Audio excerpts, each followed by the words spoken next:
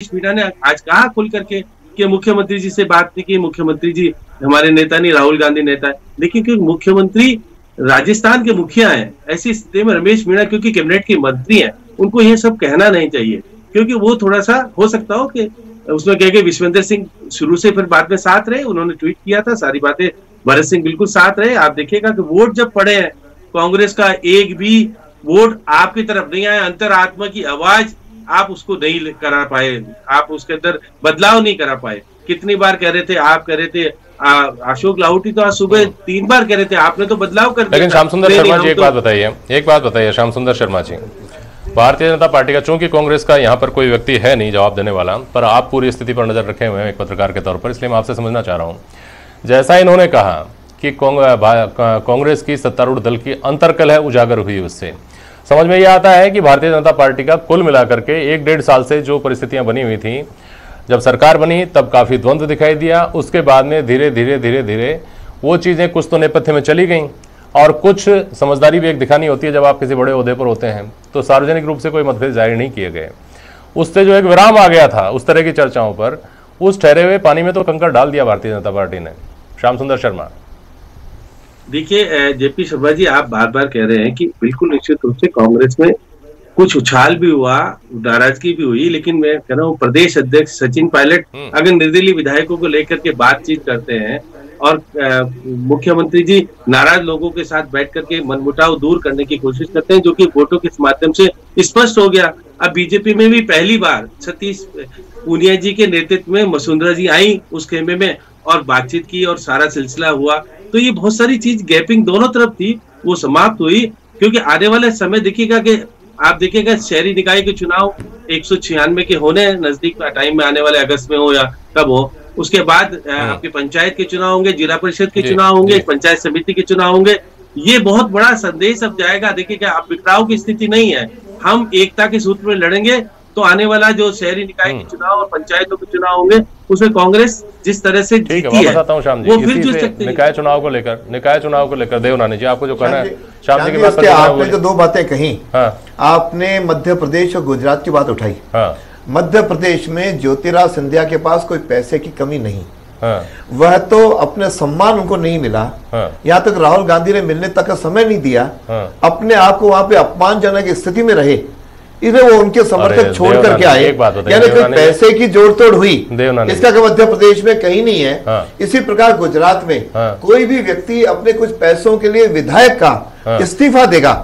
इधर उधर दूसरी कोई बात हो तो समझ में आती है, विधायक से इस्तीफा देगा, ये कभी भी संभव नहीं होता। ठीक है, ये जो हुआ है इसके कारण निश्चित रूप से कांग्रेस के अंदर केंद्र में कोई नेतृत्व नहीं है, सब नेतृत्वहीन पार्टी के अंदर डूबते हुए जहाज से निकलना चाह रहे हैं, इन लोग अपने स्थान पर अलग हुए। और जिसके कारण आपने दूसरा कहा कि कांग्रेस के अंदर निश्चित रूप से ये जो भूचाल आया, जिसके कारण से रमेश मीणा 5 दिन तक बाहर बैठे रहे, इसी तरह आपके भरत सिंह जी पत्र लिखते हैं, दूसरे अंदर आए, उछाल आया, और यहाँ तक 27-28 कांग्रेस ही अंदर अपने आप को असंतुष्ट अनुभव कर रहे थे। बात यही है ना कि ये बात यही है ना देवनानी जी कि ये जो आप चाह रहे थे वो आपका वांछित जो काम था वो हो गया, यही सब देखना चाह रहे थे, आप लोगों को दिखाना चाह रहे थे। एक्चुअली हम तो उनके एक्सपोज हो गए, हमें हमारी ड्यूटी विपक्ष के नाते वो अपने आप एक्सपोज हो गए। हमने तो हमारी ड्यूटी पूरी की विपक्ष के नेता, विपक्ष के रूप में, कि हमारा लोकतांत्रिक अधिकार था, हमने खड़ा करके अपने वोट उसको दिए। जहां तक आप ये कह रहे हैं, हमारे पहले दिन से ही तय हो गया था, वसुंधरा जी के आने के पहले के 54 वोट हम वहां देंगे, 21 वोट हम यहाँ देंगे, टोटल हमारे 75 वोट थे। ये विभाजन पहले से मूव हमने पहले 3-4 बार कर लिया था, उनके आने से भी मूव हमने उनके सामने भी किया। तो ये कहना कि हम पहले से ही जान रहे थे, हमारे किसी नेता ने नहीं कहा कि हमारे 2 लोग जीतेंगे, वो बार बार कहते रहे कि चोर की दाढ़ी में तिनका था, उनको अपने आप पे विश्वास नहीं था। इस तरीके के बारे में बात करता हूँ, लेकिन एक बात बताइए कि जिस तरह से कांग्रेस के लोग जब आपकी सरकार थी तब घनश्याम तिवारी की चिंता करते थे तो आपको अखरता था, तो आप कहते थे कि हमारे परिवार के सदस्य हम कुछ चिंता कर लेंगे। अब आप चिंता करते हैं राजेश पायलट की, अब आप